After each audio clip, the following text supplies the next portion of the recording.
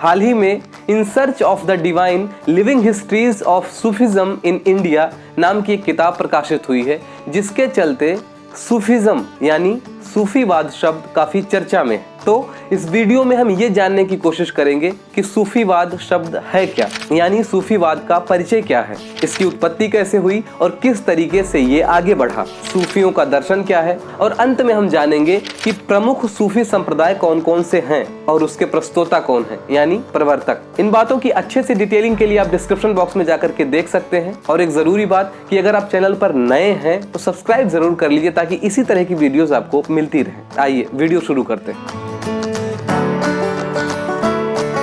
नमस्कार, the focal length में आपका स्वागत है। हम सबसे पहले बात करेंगे कि सूफीवाद है क्या। तो एक धार्मिक संप्रदाय होने के साथ साथ सूफीवाद इस्लाम का एक आध्यात्मिक रहस्यवाद है, जो कि ईश्वर की आध्यात्मिक खोज पर ध्यान केंद्रित करता है और भौतिकवाद को नकारता है। ये इस्लामी रहस्यवाद का एक ऐसा रूप है जिसमें तपस्या पर जोर दिया गया है। इसमें भगवान की भक्ति करने को कहा जाता है। सूफीवाद में आत्म अनुशासन को ईश्वर का ज्ञान प्राप्त करने के लिए एक आवश्यक शर्त माना जाता था। जबकि रूढ़िवादी मुसलमान बाहरी आचरण पर जोर देते थे, वहीं सूफी आंतरिक शुद्धता पर।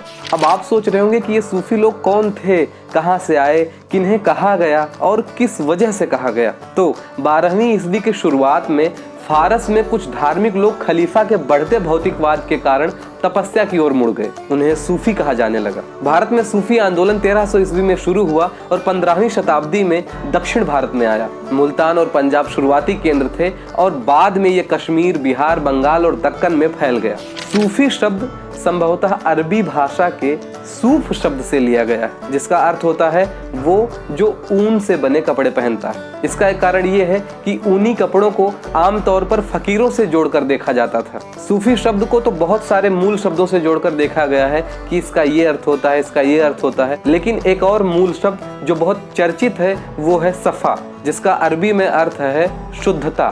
सूफीवाद का पहला चरण 10वीं शताब्दी में शुरू हुआ, जिसे स्वर्ण रहस्यवाद का युग भी कहा जाता है। दूसरा चरण 11वीं से 14वीं शताब्दी माना जाता है, जब सूफीवाद को संस्थागत बनाया जा रहा था और परंपराओं एवं प्रतीकों को इसके साथ लगातार जोड़ा जा रहा था। तीसरा चरण 15वीं शताब्दी में शुरू हुआ, इस स्तर पर जब सूफीवाद एक लोकप्रिय आंदोलन बन गया।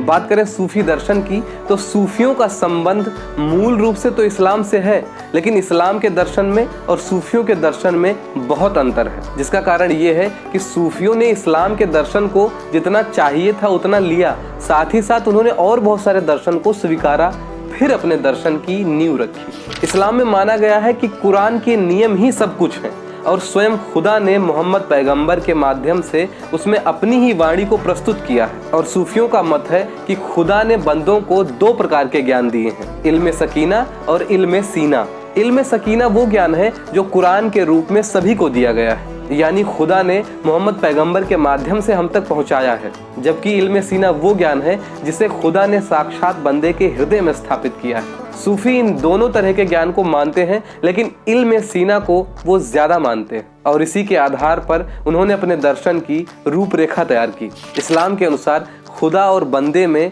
राजा और प्रजा का संबंध है, यानी मालिक और दास का संबंध है, प्रेम का नहीं।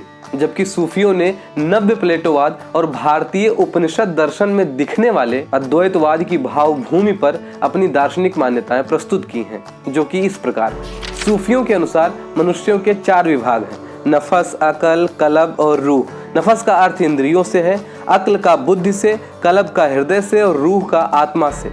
इनकी मान्यता है कि खुदा की प्राप्ति कलब अर्थात हृदय से ही हो सकती है, क्योंकि हृदय में ही खुदा का प्रतिबिंब व्यक्त होता है। ये हृदय जितना निर्मल होगा, खुदा का प्रतिबिंब उतना ही साफ दिखेगा। सूफी लोग जगत की वास्तविक सत्ता स्वीकार करते हैं, किंतु जगत को खुदा का कार्य नहीं, उसकी अभिव्यक्ति मानते हैं। इस विचार के कारण रहस्यवाद के पैदा होने की संभावना होती है। सूफियों के अनुसार बंदा अपनी साधना से खुदा से एक हो सकता है। अद्वैतवाद का अहम ब्रह्मास्मि या स्वहम का भाव यहाँ अनलहक कहलाता है, जिसका अर्थ बंदे और खुदा की एकता ही है। ये विचार इस्लाम के विरुद्ध है और अद्वैतवाद से प्रभावित है। सूफियों में बंदा खुदा की प्राप्ति प्रेम के माध्यम से करता है और ये प्रक्रिया लौकिक प्रेम से शुरू होकर के ईश्वरीय प्रेम तक जाती है, जिसे सूफी लोग इश्क हकीकी कहते हैं। लौकिक प्रेम के प्रतीक को सफल बनाने के लिए सूफियों ने खुदा को नारी और बंदे को पुरुष के रूप में स्वीकारा है। शैतान की धारणा सूफी दर्शन में महत्वपूर्ण है, लेकिन शंकर के अद्वैतवाद की माया से अलग है। शैतान साधक की साधना में अवरोध उत्पन्न करता है और इन अवरोधों को पार करके ही साधक खुदा को प्राप्त कर सकता है। सूफियों की साधना में गुरु का बहुत महत्वपूर्ण रोल होता है, लेकिन ये मनुष्य के ही रूप में हो ये जरूरी नहीं। गुरु प्रकृति का कोई भी अवयव हो सकता है, वो तोता हो सकता है या कोई भी जानवर। सूफी साधना में साधक की 4 अवस्थाएं मानी गई हैं: शरीयत, तरीकत, मारिफत और हकीकत।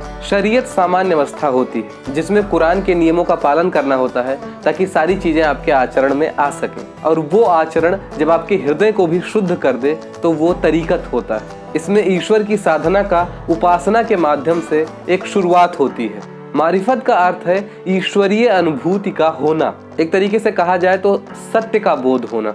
और अंतिम अवस्था है हकीकत, जब बंदे को खुदा की प्राप्ति हो जाती है, वो फना होकर अनश्वरता की प्राप्ति करता है। इसको सिद्धावस्था भी कहा जाता है।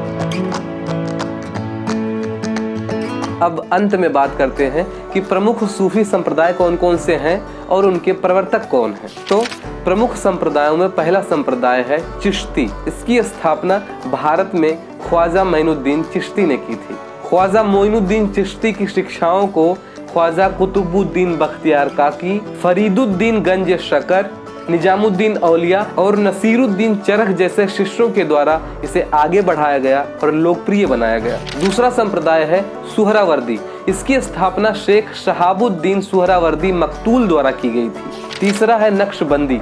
इसकी स्थापना ख्वाजा बहाउद्दीन नक्शबंद द्वारा की गई थी। भारत में इस सिलसिले की स्थापना ख्वाजा बहाउद्दीन नक्शबंदी ने की थी। शुरुआत में ही इसमें फकीरों ने शरीयत के पालन पर जोर दिया। और चौथा है कदरिया। ये पंजाब में लोकप्रिय था। इसकी स्थापना शेख अब्दुल कादिर गिलानी द्वारा 14वीं शताब्दी में की गई थी। वो अकबर के अधीन मुगलों के समर्थक थे। हिंदी साहित्य में सूफी काव्य परंपरा का समय लगभग 14वीं शताब्दी से लेकर 18वीं शताब्दी तक है।